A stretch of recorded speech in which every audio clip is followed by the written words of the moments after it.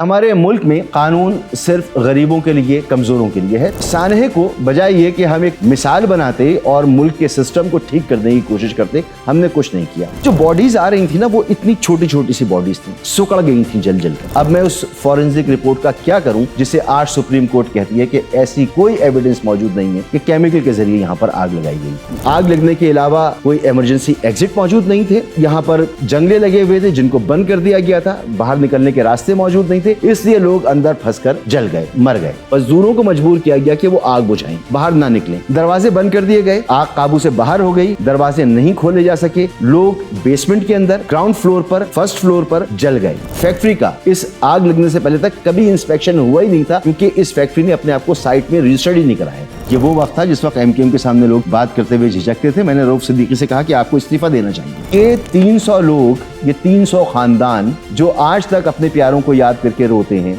उनको इंसाफ कैसे मिलेगा? 300 लोगों के कत्ल का इंसाफ आज तक नहीं हुआ, आगे भी कुछ नहीं होगा और किसी को परवाह भी नहीं है। अस्सलाम वालेकुम। हमें ये बात अज़बर है कि हमारे मुल्क में कानून सिर्फ गरीबों के लिए, कमज़ोरों के लिए है। ताकतवर इसको मकड़ी के जाले की तरह तोड़कर गुजर जाते हैं, उनका कोई कुछ नहीं बिगाड़ सकता।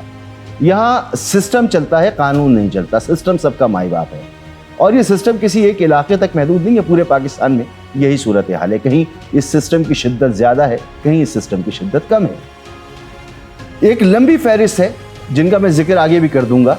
आपको भी याद होगा कई ऐसे वाक़यात हुए कि कानून की जद में जब ताकतवर आया तो इस सिस्टम ने उस ताकतवर को महफूज रास्ता दिया और गरीब को, कमज़ोर को उसमें जकड़ के रख दिया।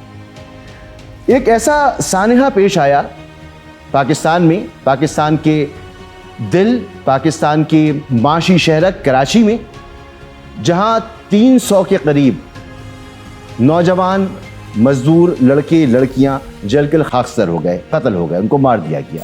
ये सानहा बल्दिया के नाम से जाना जाता है।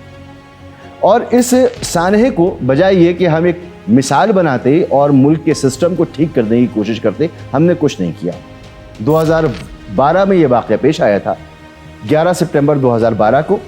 और आज 2026 में, आज के दिन जब मैं आपसे बात कर रहा हूँ, सुप्रीम कोर्ट ने इसके जो 2 मुल्ज़िमान थे उनको बाइज़्ज़त बरी कर दिया है।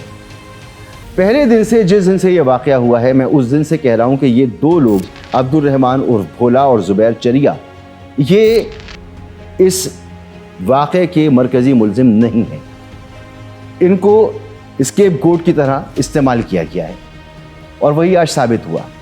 जो बासर लोग थे, जो असल वाक़या था, उसको छोड़ दिया गया क्योंकि वो बहुत ही बासर लोग थे। अली इंटरप्राइजेस के मालिकान बच निकले इसमें से, बड़े बड़े नाम बच निकले इसके अंदर से।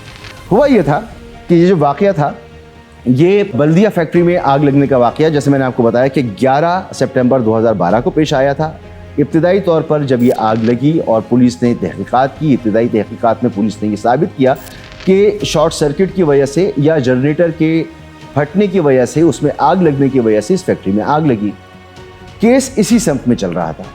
बताया जा रहा था कि ये आग भी लगी, आग लगने के अलावा कोई इमरजेंसी एग्जिट मौजूद नहीं थे। यहाँ पर जंगले लगे हुए थे जिनको बंद कर दिया गया था, बाहर निकलने के रास्ते मौजूद नहीं थे, इसलिए लोग अंदर फंसकर जल गए, मर गए। और तहक़ीक़ इसी रुख पे चल रही थी। लेकिन 2015 में एक JIT बनी। अब इसकी क्या वजह थी? क्योंकि फिर हम देखते हैं कि ये JIT थी, इसने इस केस का रुख बिल्कुल बदल दिया। इसने कहा कि जी, ये हादसाती तौर पर आग नहीं लगी थी, ये आग लगाई गई थी। इसमें पाकिस्तान की एक सियासी जमात MQM, जो अब MQM लंदन के नाम से जानी जाती है, वो मुलव्विस थी। उसके रहनुमा हम्माद सिद्दीकी, जो अब MQM लंदन से भी शायद उनका ताल्लुक़ नहीं है, उन्होंने भत्ता मांगा था 20 करोड़ या 21 करोड़ और इस कंपनी में शराकतदारी मांगी थी, उनको नहीं दी गई, तो MQM वालों ने इसमें आग लगा दी।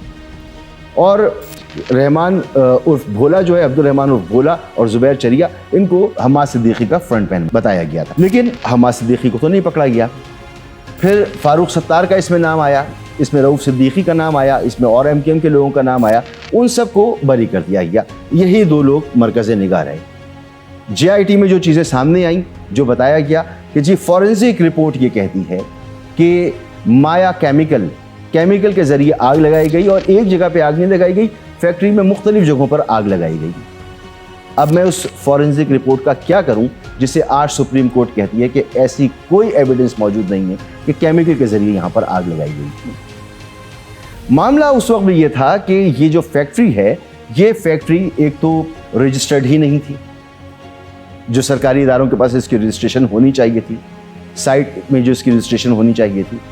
फिर इसमें मुलाजमीन कितने काम करते थे, जो ओल्ड एज बेनिफिट का इदारा है या असासी का इदारा है, जो सिंध का मजदूरों की फलाह बहबूद का इदारा है, वहाँ पर 200 से 250 बंदा यानी मजदूर जो है वो रजिस्टर्ड था। यहाँ 1500 लोग काम करते थे। अच्छा, ये जिस दिन वाक़या हुआ उस रात मैं इसको टीवी पे देखता रहा। शाम में जाना था ऑफिस, लेकिन सुबह मुझे कॉल आई कि आप पहुँचें और इसकी कवरेज के लिए वाक़े की जगह पर। तो मैं वहाँ पहुँचा हूँ सुबह के वक्त। जब मैं वहाँ पहुँचा तो वहाँ फ़िज़ा के अंदर एक इंसानी गोश्त के जलने की बहुत तेज़ बू मौजूद थी, यानी इतनी तादाद में वहाँ पर लोग जले थे। मैं बीपर देने के लिए खड़ा हुआ।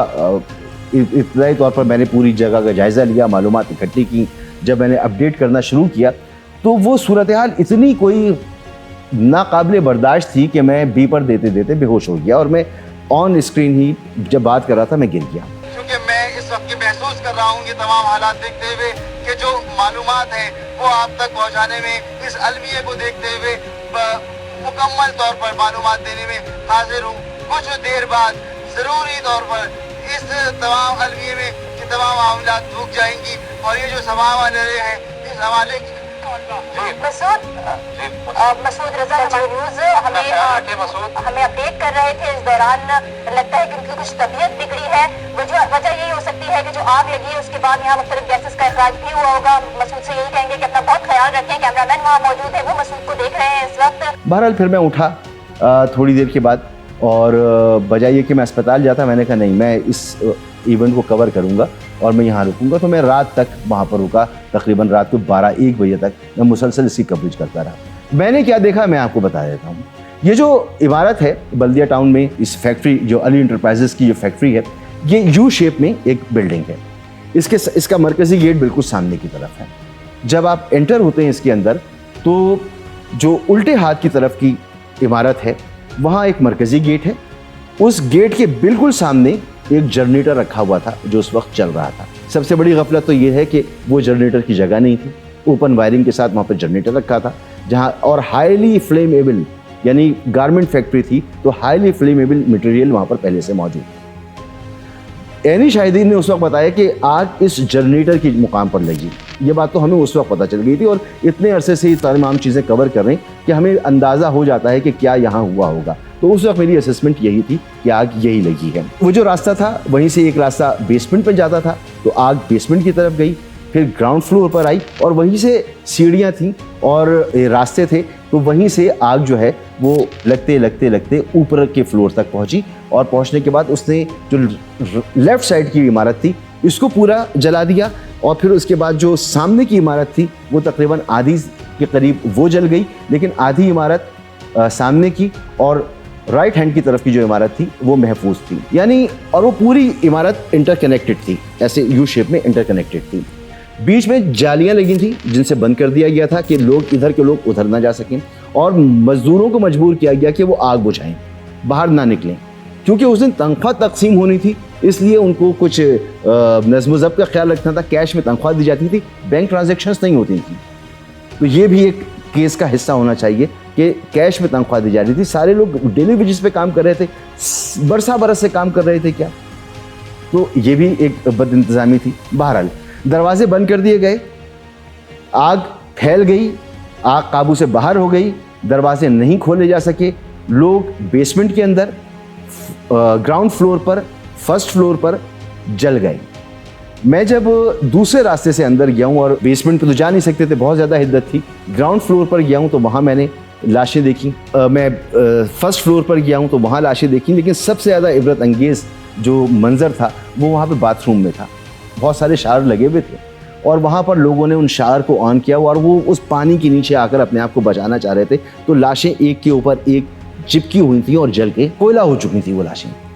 और जो बॉडीज़ आ रही थी ना वो इतनी छोटी छोटी सी बॉडीज़ थी, सुकड़ गई थी जल जल कर। ये हाल था उस फैक्ट्री के अंदर। और उस फैक्ट्री के बाहर अंदर काम करने वाले जो बच्चे बच्चियां थे, 9 उम्र बच्चे बच्चियां थे, उनके लोग परेशान थे, उनके घर वाले परेशान थे कि उनको कुछ पता चले।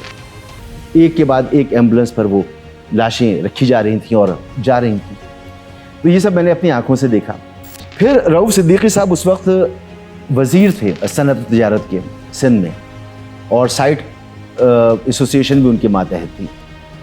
उनसे मेरी बातचीत हुई और मैंने उनसे पूछा कि यहाँ पर ना तो इमरजेंसी एग्ज़िट मौजूद हैं, ना यहाँ फायर एक्सटिंग्विशर्स मौजूद थे, आग बुझाने का निज़ाम मौजूद नहीं था। यहाँ पर किसी भी इदारे ने लग रहा है कि अपना काम नहीं किया, ना साइट एसोसिएशन ने काम किया, ना KMC ने काम किया, ना वजारत सनअत व तिजारत के जो मातहत महकमे हैं उन्होंने काम किया। कभी उस फैक्ट्री का इस आग लगने से पहले तक कभी इंस्पेक्शन हुआ ही नहीं था, क्योंकि इस फैक्ट्री ने अपने आप को साइट में रजिस्टर्ड ही नहीं कराया था। पहली मरतबा जब आग लगी तो पता चला कि ये फैक्ट्री भी यहाँ पर मौजूद है कानूनी तौर पर। वैसे तो पता था भत्ता जाता होगा, सबको भत्ता जाता होगा, इसलिए चल रहा था यहाँ पे कारोबार। बहरहाल तो रऊफ सिद्दीकी साहब ने एतराफ़ किया कि कोई भी शख्स ऐसा नहीं था, कोई इदारा ऐसा नहीं था जिसने अपना काम सही तरीके से परफॉर्म किया हो।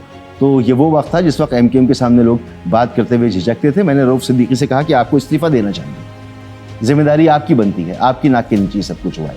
बहरहाल उसी शाम उनसे इस्तीफ़ा ले लिया गया। वो मेरे इस सवाल पर खासी अरसे तक नाराज़ रहे, लेकिन बाद में उन्होंने इसी अपनी वहाँ पर प्रेजेंस को और मेरे साथ होने वाली गुफ्तगू को अदालत में एविडेंस के तौर पर पेश किया कि मैं तो मौके पर मौजूद था, अगर मैं गिल्टी होता तो मैं भाग जाता, और उसकी वजह से उनको ज़मानत मिली। तो उनको भी ज़मानत मिल गई, फारूक सत्तार साहब को भी ज़मानत मिल गई, दीगर लोगों को भी मिल गई। फंसा कौन? अब्दुल रहमान भोला और ज़ुबैर चरिया, बिल्कुल लेमैन। यानी ये इतना बड़ा काम अकेले कर ही नहीं सकते, क्योंकि उस फैक्ट्री के अंदर भी गार्ड्स मौजूद थे। वहाँ 1500 बंदा काम करता है। ये दो दुबले पतले से लड़के वहाँ पर जाएंगे गुटखा चबाते हुए और जाकर आग लगा देंगे पूरी फैक्ट्री को, ये मुमकिन नहीं था। बहरहाल क्योंकि 2016 में हमने देखा कि MQM का काम हो गया, तमाम हो गया काम, क्योंकि MQM जो है वो सूट नहीं कर रही थी सिस्टम को, तो ये शायद वो तासुर बनाने की कोशिश की जा रही थी, लिहाजा मामले को उस तरफ मोड़ दिया गया। अब अदालत का ये फैसला आ गया कि कोई शवाहिद मौजूद नहीं है कि अब्दुल रहमान भोला और ज़ुबैर चरिया ने आग लगाई। कोई शवाहिद मौजूद नहीं है कि वहाँ पर केमिकल का इस्तेमाल किया गया आग लगाने के लिए। कोई शवाहिद मौजूद नहीं है कि यहाँ से भत्ते का मुतालबा किया गया था और उसकी वजह से आग लगाई गई। ये शवाहिद ज़रूर मौजूद हैं कि शॉर्ट सर्किट हुआ या जनरेटर की वजह से आग लगी। ये शवाहिद मौजूद हैं कि रास्ते बंद थे। ये शवाहिद मौजूद हैं कि इस फैक्ट्री में काम करने वाले मुलाजमीन को सासी में और ओल्ड एज बेनिफिट में 200 या 250 की रजिस्ट्रेशन थी, लेकिन यहाँ पर 1500 से ज़ायद मुलाजमीन काम करते थे। ये शवाहिद मौजूद हैं कि वो तनख्वाह का दिन था और उस दिन तमाम रास्ते बंद कर दिए जाते थे। ये शवाहिद भी मौजूद हैं कि लोगों ने वहाँ से निकलना चाहा तो उनको मजबूर किया गया कि अंदर रहो और आग बुझाने की कोशिश करो, और उनके पास आग बुझाने के लिए कुछ भी नहीं था, और ये लोग वहाँ पर जलकर खाकसर हो गए। अब अब्दुल रहमान उर्फ भोला और ज़ुबैर चरिया सुप्रीम कोर्ट में इनके खिलाफ भी कोई सबूत नहीं आया और ये बाइज्जत बरी हो गए। ये भी बरी, रऊफ सिद्दीकी भी बरी, फारूक सत्तार भी बरी। सिंध हुकूमत जिसने JIT बनाई थी और ये इल्ज़ाम लगाया था कि ये बाकायदा साजिश थी और MQM ने करवाया, MQM के लोगों ने कराया, और किस तरह से कराया उसकी पूरी डिटेल थी, उनसे भी कोई पूछगछ नहीं हो सकती। इस केस को ये रुख दिया क्यों किया? तो फिर ये 300 लोग, ये 300 ख़ानदान जो आज तक अपने प्यारों को याद करके रोते हैं, वो नौजवान लड़के लड़कियां जिनकी अभी शादियों की उम्रें थी, या वो लोग जिनके छोटे छोटे बच्चे थे, जिनके घर में या तो उनका शौहर या उनकी बीवी मौजूद थे, उनके माँ बाप मौजूद थे, उनके बहन भाई मौजूद थे, उनको इंसाफ कैसे मिलेगा? आपने कैंप लगाकर और मीडिया को जमा करके कुछ लाख रुपए के चेक दे दिए। ये इतना बड़ा सानिया था कि उस वक्त के वज़ीर आला वहाँ पर मौजूद थे, आ रहे थे बार बार। गवर्नर थे इशरतुल इबाद, वो मौजूद थे। उस वक्त एडमिनिस्ट्रेटर कराची और कमिश्नर कराची मोहम्मद हुसैन सैयद, वो वहाँ पर मौजूद थे। पूरे पाकिस्तान में इसको लाइव कवरेज मिल रही थी, बहुत हाई प्रोफाइल, और होना भी चाहिए। 300 लोगों को ज़िंदा जल जाना किसी फैक्ट्री में, ये कौमी सानिया होता है। अगर गैरत मौजूद हो ना, तो आज जब ये फैसला सामने आया है, तो यही सिंध गवर्नमेंट है, इसको चाहिए कि इस केस की दोबारा इन्वेस्टिगेशन कराए। वो जो अली इंटरप्राइजेस के मालिकान थे उनको इस मुल्क से फरार कराया गया, उनको इस केस से निकाला गया, उनको फिर पकड़ा जाए, दोबारा से इसकी इन्वेस्टिगेशन शुरू की जाए। लेकिन ऐसा कुछ नहीं होगा। ये पहला वाकया थोड़ी है। शाहरुख जतोई का केस आपको याद होगा। शाहरुख जतोई, सिराज तालपुर, इन्होंने शाहजेब नामी एक लड़के को कत्ल किया था, इनका दोस्त था। और फिर बाद में क्या हुआ, बाद में भले से दियत का आप कानून बीच में लाए हों या कुछ भी लाए हों, मकतूल की फैमिली ने राजीनामा कर दिया। नाजिम जोकियों का केस याद है आपको? एक सिटीजन जर्नलिज्म करने का शौकीन एक लड़का था, एक्टिविस्ट था, उसने एक वीडियो बना ली थी 2 बासर भाइयों, जिसमें एक मेंबर कौमी असम्बली और एक सूबाई असम्बली था। मुबैना तौर पर उन्होंने उसको कत्ल किया। उसके घर वाले अदालत में जाकर जज के सामने कहते रहे कि बराए मेहरबानी इसका फ़ैसला जल्दी करो, हम मज़ीद परेशान बर्दाश्त नहीं कर सकेंगे। उसकी बीवी के पैगामात आए कि हम मुझ पर दबाव डाला जा रहा है बयान बदलने के लिए। और आखिर में क्या हुआ? आखिर में ये हुआ, मुल्ज़िमान को बिल्कुल क्लीन चिट दे दी गई और जो मकतूल के लवाहिकीन थे उन्होंने कहा जी हम नहीं जानते कि किसने इनको मारा। ये एक आध केस थोड़ी है। आपको मुस्तफा कांजू का केस याद होगा, लाहौर में एक बासर सियासी ख़ानदान का चश्मो चराग नशे की हालत में जैन नामी एक यतीम लड़के को सरेआम उसने गोलियां मार दी और फिर बाइज्जत बरी हो गया। आपको याद होगा कोयटा में एक ट्रैफिक सार्जेंट जो है वो सिग्नल पे खड़ा हुआ था और एक भारी भरकम गाड़ी ने उसको रौंद दिया। सीसीटीवी फुटेज उसके सामने आई, लेकिन अदालत ने क्या कहा, ना काफ़ी शवाहिद की बुनियाद पर जो मुल्जिम है उसे बरी कर दिया गया क्योंकि वो बासर आदमी था। तो जब तक किसी जगह इंसाफ मौजूद नहीं होगा, अब ये 300 लोगों के कत्ल का इंसाफ आज तक नहीं हुआ, आगे भी कुछ नहीं होगा और किसी को परवाह भी नहीं है। अभी ये बासर लोग होते ना, इनके घर का एक बच्चा भी होता तो पूरा पाकिस्तान जो है उन्होंने सर पे उठाया हुआ होता, मीडिया इस वक्त चीख रहा होता, एक्टिविस्ट बाहर निकले हुए होते, शमें जल रही होती इस वक्त। लेकिन ये तो बेचारे झोपड़ियों में रहने वाले लोग थे। इन पे कानून का इतलाक होता है, कानून इन्हें इंसाफ नहीं देता। जब कानून इंसाफ नहीं देता ना, तो फिर आप बजट पेश करने वाले आप कर्जे में भी डूबे रहेंगे। कोई आकर ऐसी जगह पे इन्वेस्टमेंट नहीं करता जहां इंसाफ नहीं होता। जो मसाइल हैं वो हल नहीं होंगे। क्या ये मुल्क इसी तरह से चलेगा और क्या ये इसी तरह से चल सकता है? फैसला साजों को सोचना चाहिए कि ये कोई छोटी बातें नहीं है।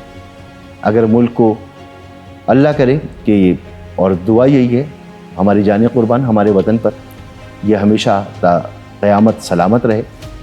लेकिन जिस तरह से चलाया जा रहा है इस तरह से चलने वाला नहीं। अल्लाह हाफ़िज़।